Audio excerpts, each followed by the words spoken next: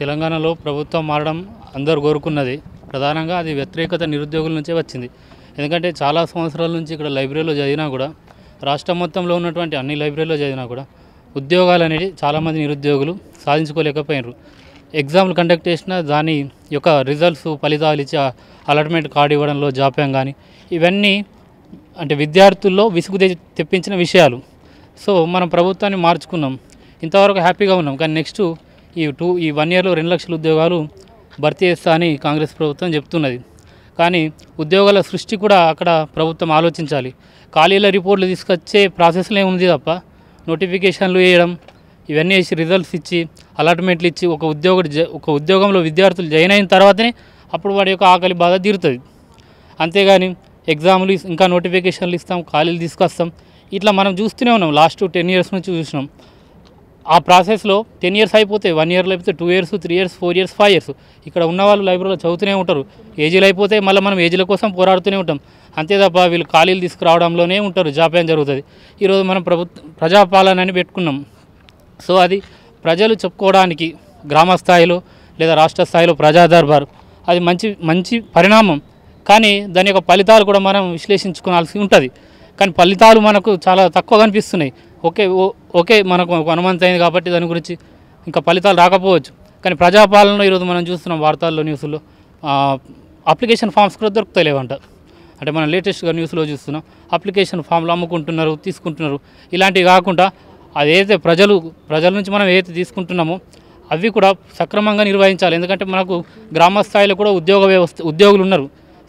Secretary కానీ, ASHA workers కానీ, వీళ్ళందరికీ బాధ్యతలు ఇచ్చినా కానీ ఇలాంటి చిన్న చిన్న సంఘటనలు జరగకుండా ప్రజల నుంచి ఏదైతే తీసుకుంటున్నారో సమాచారాన్ని ఆ ప్రజలకు కూడా ఫలితాలు అందించే విధంగా ప్రభుత్వం సహకరించాలి.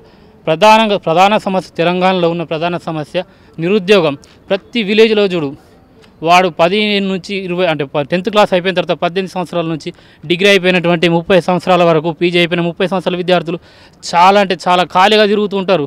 మొత్తం ఏం పని చేయరు, మొత్తం ఖాళీగా తిరగడానికి మాత్రమే మన తెలంగాణ నిరుద్యోగ యువత ఎక్కువ మొత్తంలో నిరుద్యోగులుగా ఉన్నారు.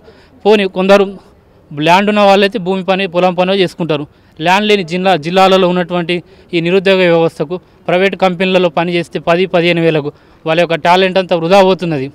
ఈరోజు మంచి పీజీలు చేసిన వాళ్ళు బయటకు వెళ్తే 10,000కో 15,000కో జాబ్ చేయాల్సిన పరిస్థితి ఉన్నది. సో అలాంటి పరిస్థితి మన తెలంగాణలోనే ఎక్కువగా కనిపిస్తున్నది. సో అలా కాకుండా చదువుకున్న యువత దేనికి సెట్ అవుతారు, వాళ్ళ క్వాలిఫికేషన్ తగ్గట్టు, వాళ్ళ అర్హత క్వాలిఫికేషన్ తగ్గట్టు వాడు పీజీ చేస్తే కనీసం ఒక కాలేజీలో ఆపర్చునిటీ వచ్చేటట్టు, అందరికీ ప్రభుత్వ ఉద్యోగాలు రాకపోవచ్చు, కనీసం ఒక కాంట్రాక్ట్ వ్యవస్థన కానీ, అవుట్సోర్సింగ్ వ్యవస్థలో కానీ ఎక్కువ ఉద్యోగాలు సృష్టించి వాళ్ళ కొన్ని సంవత్సరాల తర్వాత రిక్రూట్మెంట్ని పర్మనెంట్గా చేసేటట్లన్నా కానీ ప్రభుత్వం ఆలోచించాలి. ఎందుకంటే ప్రభుత్వ ఉద్యోగాల్లో ఎక్కువ జీతాలు ఇవ్వాల్సి వస్తాయి అంటారు. అదేవిధంగా కొన్ని ఉద్యోగాల సృష్టించాలి. గ్రామ స్థాయిలో అయినా, మండల స్థాయిలో అయినా. మనం కాంగ్రెస్ ప్రభుత్వమే ఉద్యోగాలు పెట్టిన కాంగ్రెస్ ప్రభుత్వమే 60 ఏళ్ళ పాలనలో ఉన్నటువంటి కాంగ్రెస్ ప్రభుత్వం కూడా చిన్న గ్రామ స్థాయిలో హాస్టల్లో ఉండేటువంటి వాచ్మెన్, కుక్కు, కామటి, వార్డెన్ పోస్టులు కానీ ఇలాంటి పోస్టులన్నీ క్రియేట్ చేసింది. ఒకప్పుడు లక్షల్లో ఉద్యోగాలు ఉంది. ఒకప్పుడు జనాభా తక్కువ ఉండే, ఇప్పుడు 10 సంవత్సరాలు జనాభా 2 3 అయింది. అయినా కానీ ఉద్యోగాలు ఆ పాత ఉద్యోగాలు నింపడానికే దిక్కులేదు. ఇప్పుడు 3 లక్షల ఉద్యోగాలు సృష్టించింది ఎప్పుడు, ఎన్నో సంవత్సరాల కింద. ఇప్పుడు దాని లెక్కన మన జనాభా లెక్కన తీసుకుంటే 6 లక్షల ఉద్యోగాలు కావాలి, 5 లక్షల ఉద్యోగాలు కావాలి ప్రభుత్వ రంగంలోనే. విద్యా వ్యవస్థలో మనకు అప్పుడు ఎన్ని స్కూళ్ళు ఉండే, ఇప్పుడు ఎన్ని స్కూళ్ళు ఉన్నాయి. కొందరు అంటారు గవర్నమెంట్లో ఎవరు నేర్పుతలేరు కాబట్టి ప్రైవేట్లో, కనీసం గవర్నమెంట్ టీచర్ల పిల్లలు కూడా ప్రైవేట్లో పంపిస్తున్నారు, గవర్నమెంట్లో నేర్పుతున్నారు. కానీ గవర్నమెంట్ టీచర్ల కంటే మాకు ప్రభుత్వ ఉద్యోగం ఉంది, మేము గవర్నమెంట్లో పంపిస్తే మరి మధ్యతరగతి వాళ్ళకు కూడా సీట్ దొరకదని తప్పించుకుంటారు కొందరు. సో ఇలాంటివన్నీ ఇంకొందరు అంటారు ఖచ్చితంగా ప్రభుత్వ ఉద్యోగం సంపాదించిన వాళ్ళకు కొంచెం జీవో తీసుకురావాలంటారు. ఇవన్నీ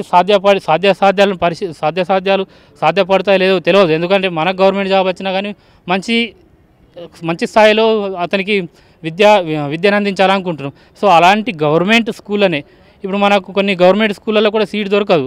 సో అట్లా అన్ని స్కూళ్ళను మనం కొద్దిగా మనకు అక్కడ ఉన్నటువంటి అధికారుల పర్యవేక్షణ ఫస్ట్ స్థాయి పోస్టులు నింపాలి. మనకు విద్యా వ్యవస్థ మంచిగా ఉండాలంటే ఎంఈఓ పోస్టులు ఉండాలి. ఎంఈఓ పోస్టుల పరిస్థితి లేదా.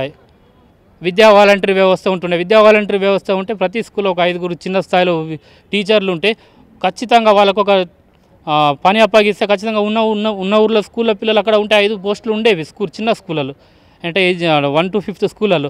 ఇప్పుడు ఆ పరిస్థితి అక్కడ స్కూల్లో టీచర్ లేకపోవడంతో పిల్లలను అంటే మనం చేసుకున్న కష్టం, ఆ కష్టం మొత్తం కూడా గ్రామ స్థాయిలో పిల్లలు ప్రైవేట్ విద్య కోసమే తల్లిదండ్రులు తన సంపాదనలో ఒక 2000 3000 సంపాదిస్తే ఆ నెలకు 1500 రూపాయలు ఆ స్కూల్ ఫీజు, బస్ ఫీజు అని మొత్తం డబ్బులు మొత్తం కూడా చదువుకే ఖర్చు పెడుతున్నాం. పోనీ తీరా చదివిన తర్వాత 20,000 30,000 వచ్చిన తర్వాత ఏమైనా ఉందా అంటే ఏం లేదు. మళ్ళీ అది సామెతలు ఉంటాయి కదా, చదివినా కానీ అట్లా. సో ఆ విధంగా మనం ఖచ్చితంగా మంచి ఉద్యోగాల కల్పాలన ఉద్యోగాలు సృష్టించి మంచి ఉద్యోగాల ప్రకటించి వీటి యొక్క ఫలితాలు ప్రకటించి అందరికి అలాట్మెంట్లు వచ్చేంత వరకు కూడా ఎక్కడ కూడా అక్రమాలు జరగకుండా ప్రభుత్వం చర్యలు తీసుకోవాలని కోరుకుంటున్నాను.